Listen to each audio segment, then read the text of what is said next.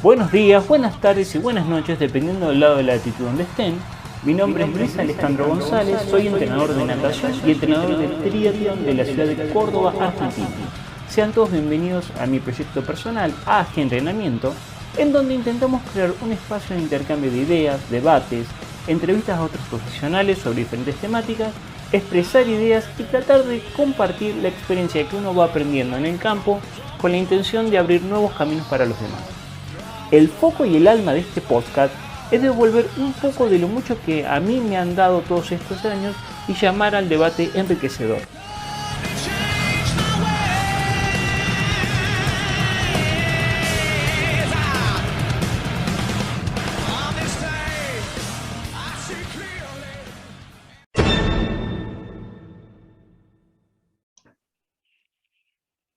Bien, buenos días, buenas tardes, buenas noches a todos, dependiendo del lado de la latitud donde estén.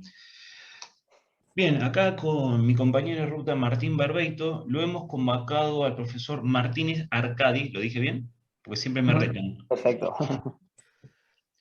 Eh, Entrenador de España, entrenador especialista en trial running, docente de la universidad, pero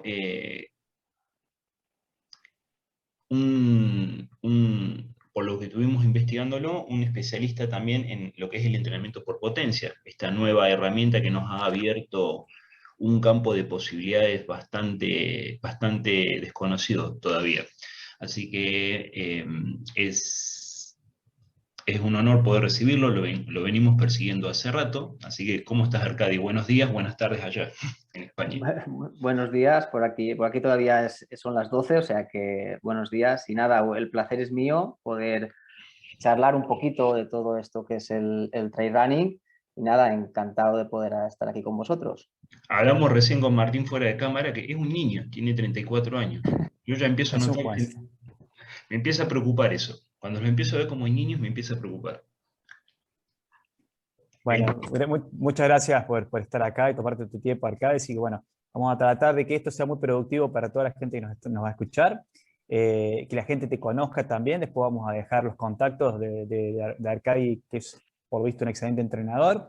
Así que yo te voy a preguntar, Arcadi, con tus pocos años que tienes, ¿hace cuánto que te estás dedicando a entrenar trail running? Pues más o menos desde que acabé la carrera, o sea, unos, te diría 2011, 10 años, más o menos, por ahí, unos 10 años. ¿Y tú has practicado el deporte? ¿Lo practicas? Practico, sí. Soy un poquito, permítame decirlo, un poquito paquete. Soy muy popular, pero sí, desde hace ya bastantes años que corro bueno, corro también en asfalto, pero sobre todo en caras por montaña.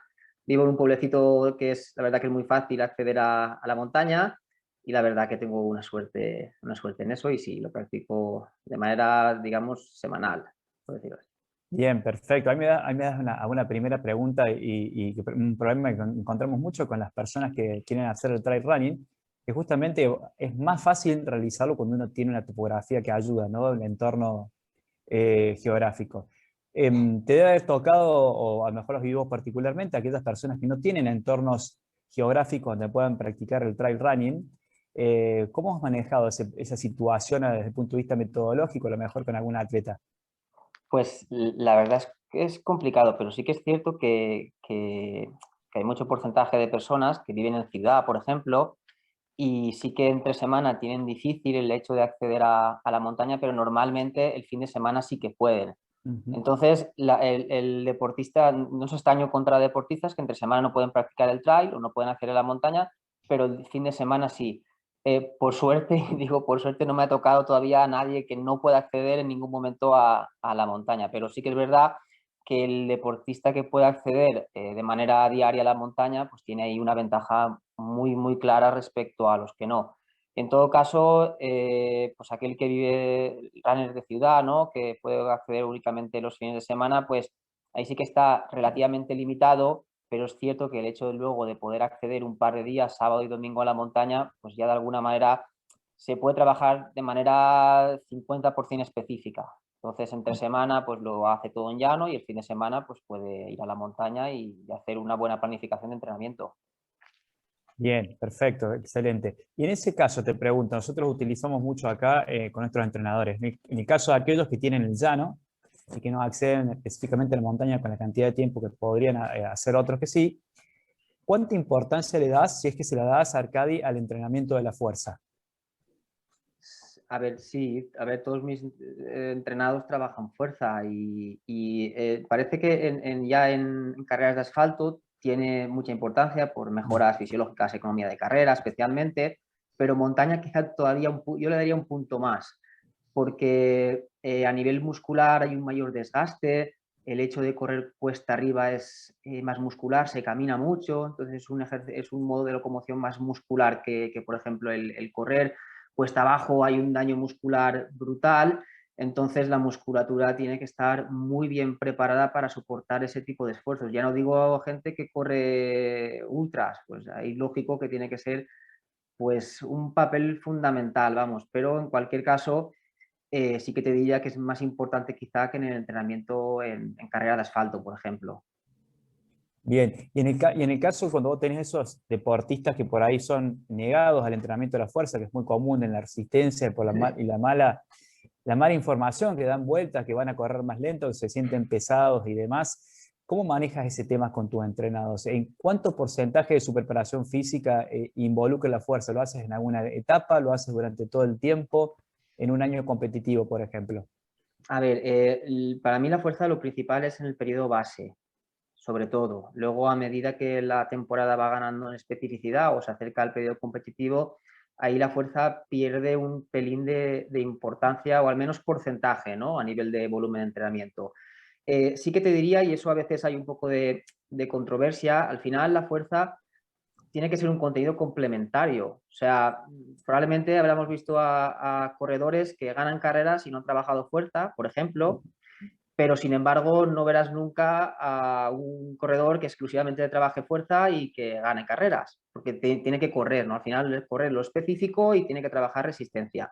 Pero es cierto que, sobre todo ya en niveles un poquito más altos, el hecho de trabajar fuerza te da ese porcentaje pequeño de ganancia a la hora de competir que sí que es trascendental. Y otra cosa que también creo que también es importante y es que el entrenamiento de fuerza, para mí la primera premisa tiene que ser que no condicione o que no fastidie, por así decirlo, el entrenamiento de resistencia, porque muchas veces el hecho yo entreno muchos corredores a distancia y para mí el contenido más complicado a trabajar a distancia es la fuerza, porque normalmente pues, es muy difícil controlar las cargas, es muy difícil controlar pues el hecho de dejarse repeticiones por hacer para que sea la fuerza realmente productiva, entonces a veces provoca una serie de daño muscular que repercute en el entrenamiento de resistencia y al final si no lo hacemos bien y con mucho cuidado, pues puede tener consecuencias negativas a la hora de acumular volumen. Y es difícil pues pautarlo bien, pero sí que es cierto que sobre todo al principio de temporada sí que es un pilar base, sobre todo. Dicho, Perdón. No, no, Tincho, dale, dale, dale. de hecho, esto que mencionaste, los entrenamientos a distancia, creo que mencionaste un problema que tenemos particularmente con todos los entrenadores que manejamos a distancia, es justamente cómo prescribir entrenamiento de la fuerza y controlarlo sobre todo, ¿no? Ya sea desde la ejecución de un ejercicio hasta el modo como realiza una serie y la intensidad de la misma.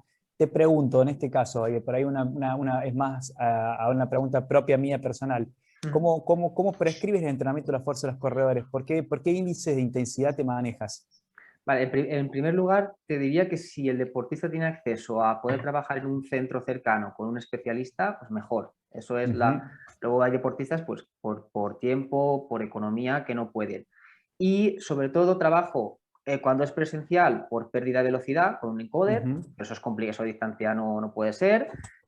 Trabajo por RIR, por repeticiones en reserva, sobre todo. Entonces, normalmente la idea es familiarizarse un poquito primero con la escala Omnirest y a partir de ahí, cuando el deportista percibe más o menos qué repeticiones puede dejarse por hacer para tener más o menos una pérdida del 50% de velocidad, más o menos, pues a partir de ello, a partir de percepción de esfuerzo y a partir de la percepción de cuántas te dejas por hacer. Perfecto, excelente. Sí, sí, sí, estoy totalmente de acuerdo. Excelente, excelente. Lo que plantea González Vadillo, perfecto.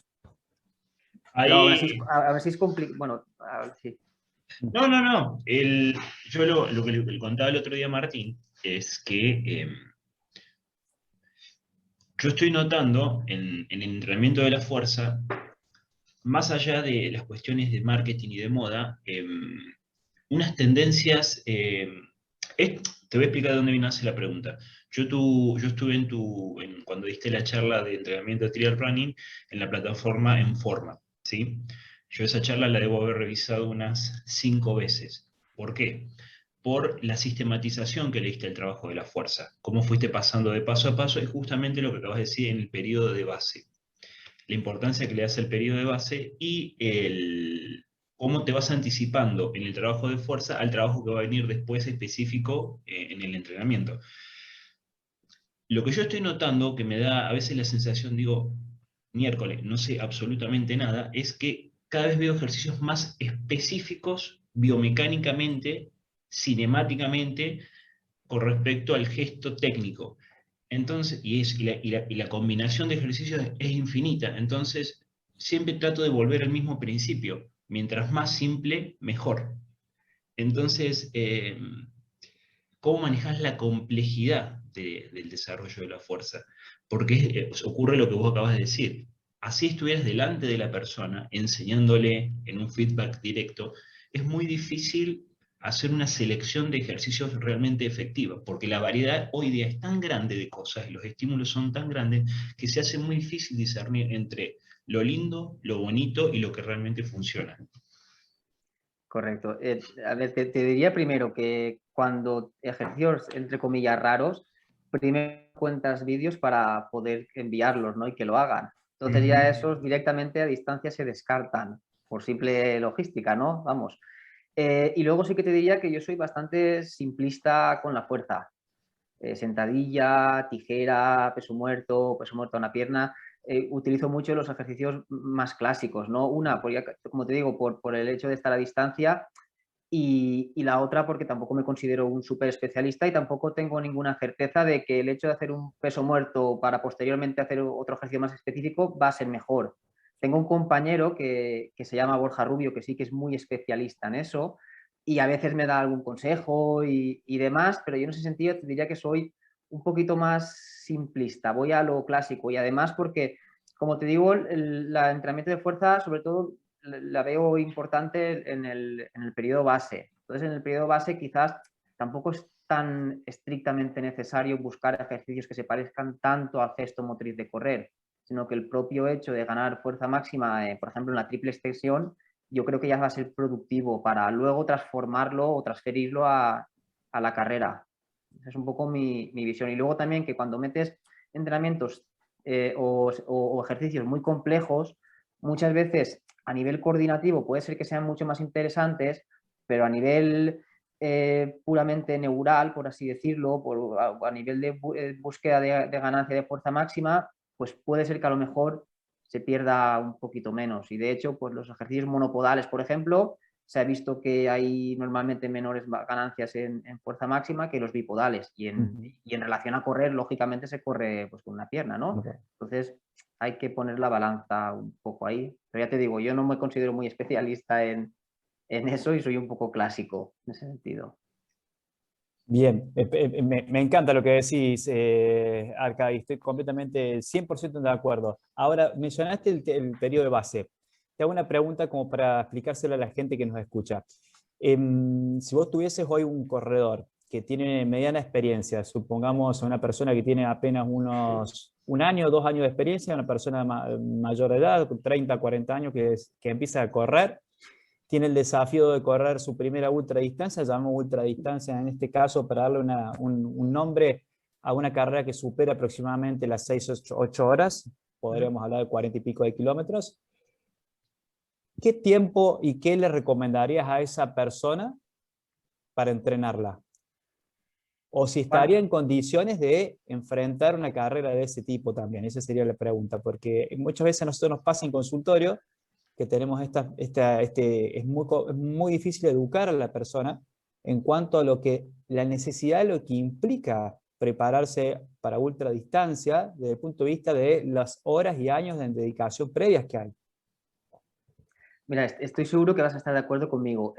Cuando viene una persona que hace 1 o 2 años que corre, yo le digo que se lo piense mejor, ¿no? Primero que pase por sprints, que no sé si ahí en Argentina se lleva mucho, pero aquí se lleva mucho el sprint trail, que son carreras de 12 a 15 kilómetros más o menos de trail muy rápidas. Luego que pase por media maratones y luego ya que poco a poco, ¿no?, vaya evolucionando a distancias más largas. Pero te vas a encontrar a deportistas que te dirán, no, es que yo quiero hacerla y es mi ilusión y tengo, no sé, 3 años un poquito mejor para poder entrenar y quiero hacerla. Pues bueno, ahí volumen semanal, lo primero, sobre todo en amateurs, que son el 99% de deportistas que yo entreno, primero le preguntaría el tiempo que tiene. En función del tiempo que tiene, pues ahí manejaríamos un poco los volúmenes de entrenamiento. Luego también, si hace poco que corre, ahí sí que abusaría un poco del entrenamiento cruzado. Sí que intentaría meterle elíptica, meterle sobre todo bicicleta, meterle pues, ese tipo de entrenamiento, ¿no?, aeróbico, que puede hacer que pueda meter más volumen sin correr tanto riesgo de lesión. Y a nivel de horas de entrenamiento, pues si la carrera cree que va a durar 8 horas, pues sí que te diría que más o menos un volumen adecuado serían unas 8 horas semanales, ¿vale? Ahí estamos poniendo todo en un saco y es muy complicado porque dependería de la intensidad, horas de montaña, horas de llano, bicicleta, pero bueno, así a grosso modo sí que podría ser una tendencia adecuada, unas 8 horas de entrenamiento, a lo mejor unas 6 de carrera, una de gimnasio, 1 o 2 de bicicleta, más o menos. Y a partir de ahí ir jugando con eso a más, a menos y meter más fuerza o menos. Está clarísimo, estoy completamente de acuerdo contigo. Y te hago otra pregunta que creo que te pasa con tus alumnos seguramente, en tus entrenados, Arcadi. ¿Cómo te manejas con aquellos que corren calle y corren montaña en el mismo año? Y son aquellos deportistas que por ahí te pueden pedir marcas deportivas dentro de calle, supuestamente. Que para ahí es un problema complicado para resolver desde el entrenador. Es complicado porque, en primer lugar, porque correr por montaña es muy específico y ya se asume, hace años parece ser que no tanto, pero ahora se asume que es otro deporte y por tanto tiene unos requerimientos específicos, tanto metabólicos como musculares, completamente diferente. Y correr cuesta arriba es muy diferente a correr en llano, y correr cuesta abajo y encima por técnicos es complicado. Entonces, normalmente en corredores amateur que quieren preparar las dos cosas, si no tienen un muy alto bagaje de entrenamiento, si llevan, no sé, 2, 3 años corriendo, pueden mejorar en ambas. Normalmente pueden mejorar, es entre comillas, no es difícil que mejoren en ambas durante una temporada. Te planificas, digamos, priorizando una primera parte en asfalto o en montaña o al revés, y luego la segunda parte, pues a 3, 4 meses de carrera preparas una carrera específicamente. Normalmente la mejoran en ambas. Si es deportista que lleva un alto bagaje de, no sé, 9, 10 años corriendo, ahí hay que hilar más fino. Ahí las mejoras, bajo mi punto de vista, los márgenes de mejora son muy reducidos. Entonces ahí sí que hay que ir muy específico y muy al grano a lo que se quiere mejorar. Y de hecho, hasta te diría que no únicamente entre trail y asfalto, sino dentro del trail, ¿qué quieres mejorar? Media maratón, ultradistancia, maratón, porque al final son intensidades súper diferentes. No es lo mismo correr 2, 3 que 10 horas, es totalmente diferente. Pero sí que es complicado. En el amateur se puede mezclar muy fácil en realidad, y sobre todo si tiene poca experiencia. Perfectamente, muy, muy claro, Arcadi. ¿Y cómo, para que la gente lo entienda, cómo manejas el entrenamiento cruzado? ¿A qué te refieres específicamente para que la persona que te escucha lo entienda? Entrenamiento cruzado significa el hecho de practicar otro deporte que sea diferente al principal, en este caso es trail, y que de alguna manera beneficie al deporte principal que tú practicas. Por ejemplo, si tú practicas trail running y como entrenamiento cruzado utilizas la bicicleta te va a ayudar a rendir mejor en el trail running. Eso sería un poco la idea. Normalmente los deportes que más se pueden trabajar en montaña por accesibilidad es la bicicleta, tanto de montaña como por asfalto. Luego, pues algunos privilegiados, ¿no?, pues pueden trabajar más deportes de invierno, esquí y demás, pero normalmente los deportistas que yo entreno manejan sobre todo la bicicleta. Alguno que no tiene bicicleta o no le gusta y demás, también solemos utilizar la elíptica, incluso el propio trekking, pero normalmente la bicicleta es el que, relación, digamos, coste-beneficio, para mí es el más completo ahora mismo. Podríamos decir también que suena muy interesante también el hecho de cruzar con la bicicleta para aquel que hace trail running, sobre todo aquel que, para evitar un poquito la carga a nivel osteomioarticular, ¿no? Y poder generar efectos a nivel central, ¿no es cierto? O sea que me parece, estoy de acuerdo contigo, más que interesante el entrenamiento de la bici. Y ya que lo tenemos a Alejandro, que es un experto en entrenamiento de triatlón, hasta podremos contemplar el entrenamiento de la natación, ¿no? Que creo que podría ser un recurso interesante para aquellos, porque tenemos las tres cosas, ¿no? Tenemos corredores que hacen trail, tenemos corredores que hacen calle, tenemos corredores que hacen triatlón y tenemos corredores que hacen las tres cosas.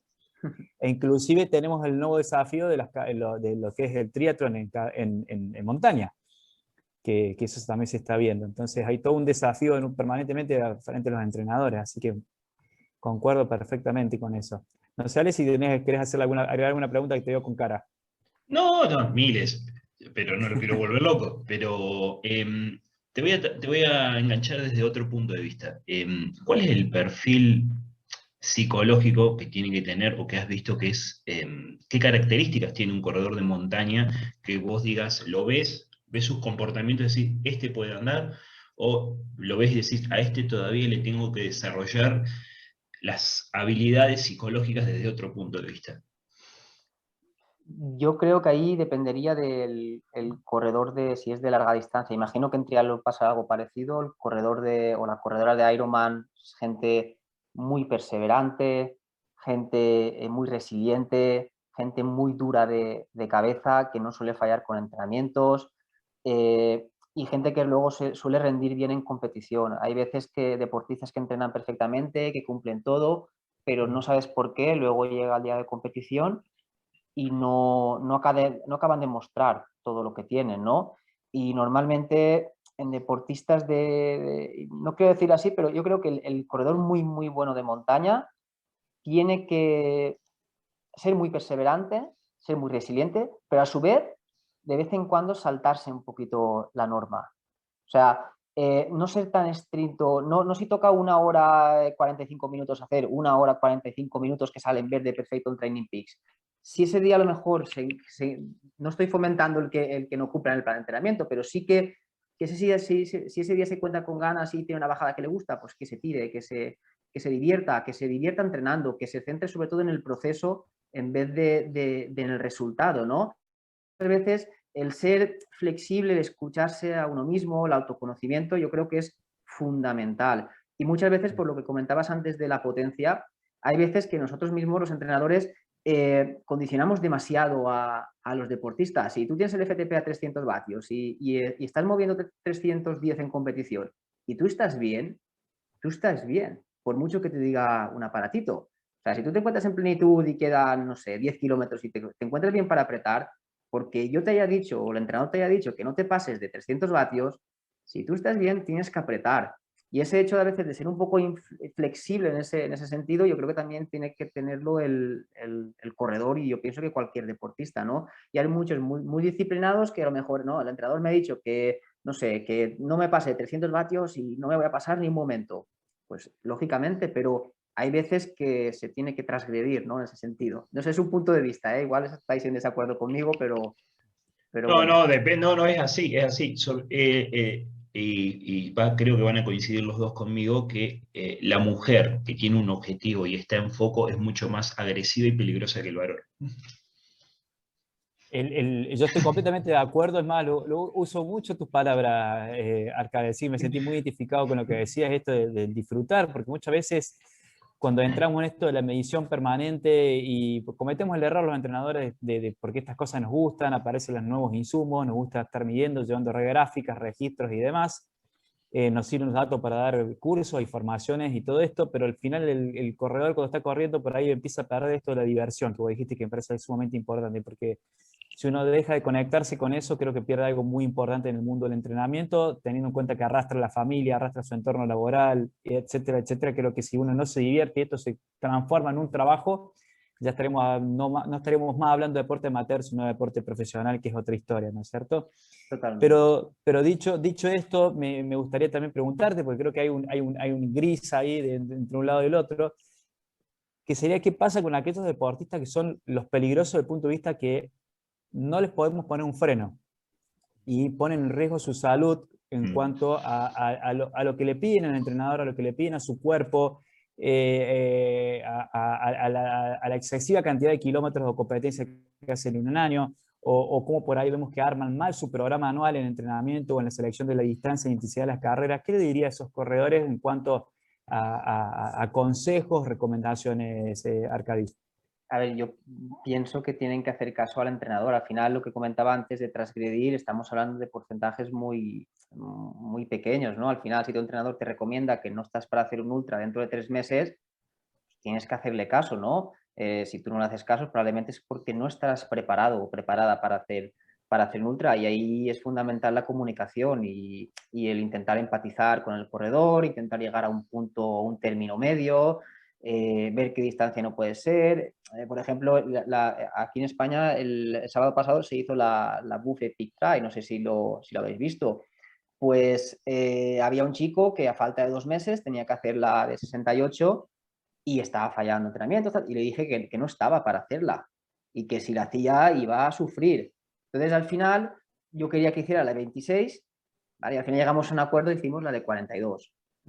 Entonces, es un poco el hecho de empatizar, ¿no? E intentar llegar a un punto medio y el saber que al final son deportistas que hacen lo que al final esto les gusta, y hacer un ultra de 170 kilómetros no es sano, pero en cambio preparamos a gente para que lo haga. Entonces, un poco encontrar el punto medio entre el disfrutar del proceso y el hecho de tampoco poner en riesgo la salud innecesariamente, ¿no? Exactamente. Es complicado, sí. Y en ese sentido, Arcadi, en España están acostumbrados a trabajar de manera interdisciplinar con médicos deportólogos, kinesiólogos, nutricionistas, como para aportar o hacer apoyo a este tipo de deportistas que demandan de todas estas áreas científicas. No, a ver, depende. Yo, por ejemplo, colaboro sobre todo con nutricionista y fisioterapeuta. Con médicos es más complicado, ¿no? Formar un equipo de médico y que tengas también respaldo. Luego también la figura del psicólogo, por ejemplo, está intentando entrar, pero todavía cuesta mucho. Pero especialmente con nutricionista y con fisioterapeuta, normalmente sí. Y si no tienes un equipo en clínica, por ejemplo, interdisciplinar, sí que tienes a 2 personas de confianza, como es mi caso, por ejemplo, que el deportista que te viene a ti, pues normalmente va a ellos, el deportista que les va a ellos, normalmente te viene a ti, pero luego también estás abierto a colaborar con otro tipo con el nutricionista de confianza, por ejemplo, que tenga el propio deportista, pero eso es lo ideal. Es lo ideal tener un equipo. Más quisiéramos tener un equipo de médico, de psicólogo, nutricionista, kinesiólogo, biomecánico incluso, pero es complicado, sí. El tema ahí clave es compartir la misma visión, porque es lo que yo digo siempre. Por ejemplo, con mi jefe técnico, muchas veces yo no estoy de acuerdo, pero yo confío en su criterio. Y al confiar en su criterio, de alguna forma las estructuras se ordenan. Estamos todos, nosotros siempre decimos, nosotros respondemos a una idea.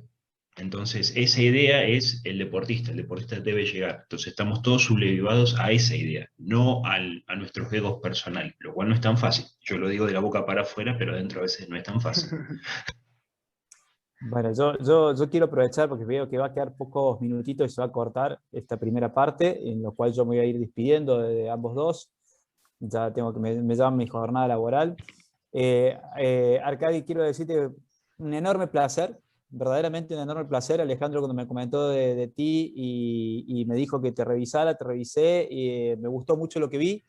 Escuchándote ahora 100% confirmo la sensación que tuve, así que te agradezco muchísimo, muy contento de escucharte hablar, de percibir tu filosofía de trabajo que me parece la adecuada, la comparto al 100%. Me encanta que gente de tu generación ya vea el deporte de esta manera, con los poquitos años que tienes todavía en esto. Así que bueno, felicitarte por tu trabajo. Sería muy interesante poder ahí entrevistar a algún alumno de Arcadi para que nos hable desde el punto de vista de la experiencia como alumnos. Me encantaría hacer eso también. Y bueno, y me queda pendiente escucharte en algún curso. Siempre se aprende. Ustedes allá están un poquito más avanzados de lo que estamos nosotros acá, acceden a otras cosas primero, pero el modo de trabajo y la filosofía y la mirada que tienen, me parece que estamos hablando el mismo idioma. Así que muy agradecido. Así que te mando un abrazo muy afectuoso Y bueno, y espero poder contactarte pronto, y si por ahí no te molesta que te contacte para pedirte alguna sugerencia, algún consejo o intercambiar opiniones, estaría fantástico. Sin problema, sería un placer. Nada, Martín, muchas gracias a ti por la entrevista, por las preguntas, por tus comentarios, y la verdad que no solo ahora también aprendiendo mucho, sino también en la precharla, digamos. O sea que nada, el placer es mío totalmente y encantado. Bien, les agradezco infinitamente a los dos por haber estado y bueno, nos estamos viendo en la próxima. Chicos, cuídense un montón. Y ahora Muchas gracias y excelente jornada para los dos. Gracias Un Martín. abrazo, gracias. Cuídense. Y saludo a toda la gente que nos está escuchando. Muy bien, cuídense. Adiós. Chao, chicos. Chau, chau.